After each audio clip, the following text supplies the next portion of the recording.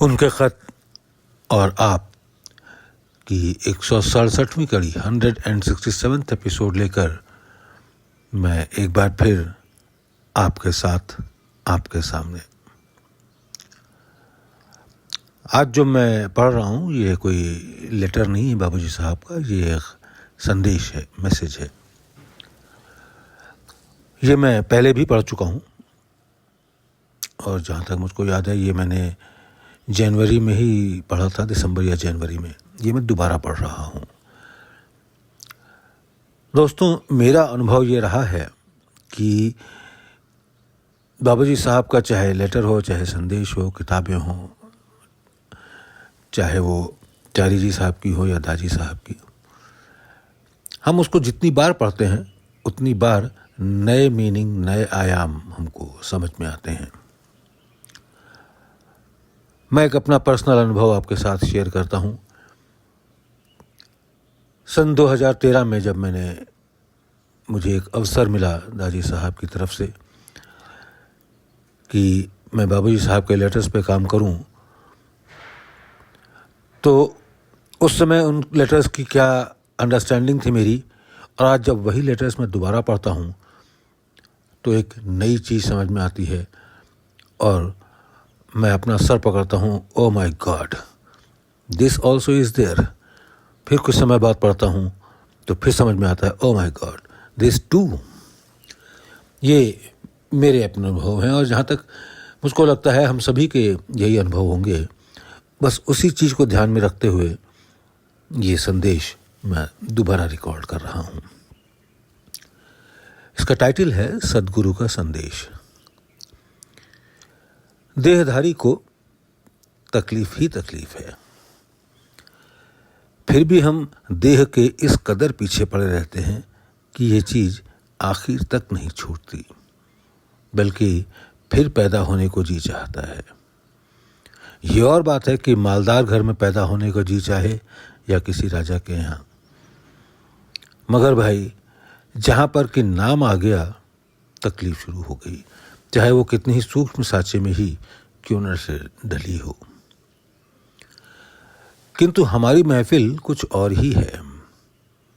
हम वहाँ हैं जहाँ से हमको खुद हमारी खबर नहीं आती, यानी वो स्थिरता हम में प्राकृतिक रूप से मौजूद है, जहाँ समासम का एक भाव कह सकते हैं। हर चीज़ की पैदाइश इसके बाद हुई। दूसरे अर्थ में हम उस समय थे जबकि ब्रह्मा, विष्णु और महेश की उत्पत्ति भी न थी। अब वहाँ पर क्या है? बड़ाई नहीं। मंजिल जिस पर हमें पहुँचना है क्या है? छोटाई कहें, छोटाई कैसी कि हमको खबर न हो। और भाई यही असल चीज़ है।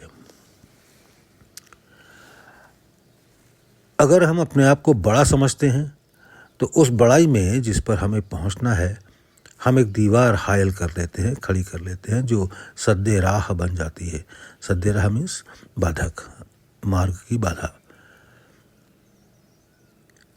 अगर हम अपने आप को बड़ा समझते हैं तो उस बड़ाई में जिस पर हमें पहुंचना है हम एक दीवार खड़ी कर लेते हैं जो राह की बाधा बन जाती है। नुकसान क्या है? जब बड़े बनते हैं तो दूसरों को छोटा समझने लगते हैं और अब वो राह भी बंद हो जाती है जिस पर हमको चलना है। हम किधर के ही न रहे। किसी को ख्याल पैदा होता है कि किसी ख़ास तरीके से हम किसी से बड़े हैं। उसकी विभिन्न सूरतें हो जाया करती हैं। खामख़ां हम अपने अहंकार को पक्का कर लेते हैं और उसमें कुछ नहीं मिलता। अपने ख्याल में अपने मुँह मियाँ मिट्ठू बन लेते हैं और उसमें बहुत कुछ खो बैठते हैं। गर्दन तानना एक ऐब है और जब तक ये दूर नहीं होता उस समय तक अपने तल्ले की उसको खबर नहीं होती। तल्ले से मेरा मतलब ये है कि जब ये ऐब इंसान कतई दूर कर ले, जो इसके बाद जो हालत आती है उस शब्द से तर्जुमा किया जाता है। इस हालत में रहना शराफत इंसानी है। ये चीज़ जब गाढ़ी हो जाती है तो मिस्कीनी सिफत के दायरे में आ जाती है। जब ये हालत बन गई तो फिर वाकई वो बंदा हो गया। ऐसी हालत बनाने के लिए सैकड़ों तवज्जे और दुआएं की जाती हैं। इंसान को अपने स्तर से कभी बाहर नहीं होना चाहिए और वो स्तर उबूदियत कहलाता है और बंदे के लिए ये शय लाजमी है। यहीं पर, जैसा कि मैंने अक्सर लिखा है, अहमता से बहुत कुछ सुबुकदोशी हो जाती है। सुबुकदोशी यानी मुक्ति। मतलब इसके बाद सिद्ध होता है अधिक अच्छा तो ये है कि आप जो कुछ भी हैं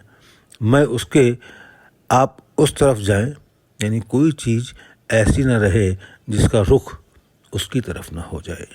कंप्लीट सरेंडर, यानी मैं कुल लवाज़माते जिस्मानी व रूहानी, लवाज़माते जिस्मानी व रूहानी मतलब हर चीज़, चाहे वो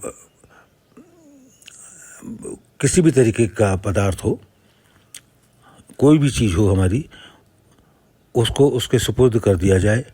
आप में सिवाय याद के कोई चीज़ बाकी ना रह जाए। अब सवाल ये पैदा होता है कि ये हालत पैदा कैसे हो। भाई, वही चीज़ याद सब कुछ पैदा कर देती है। अगर याद मौजूद है तो समझ लीजिए कि जिसकी याद है वो आपके निकट है। निकटता ज़रा याद तेज करके बढ़ने दीजिए, फिर देखिए क्या मज़ा, क्या लुत्फ़ और क्या सुरूर पैदा होता है। बल्कि ये चीज़ वहाँ पहुँचने के लिए किस कदर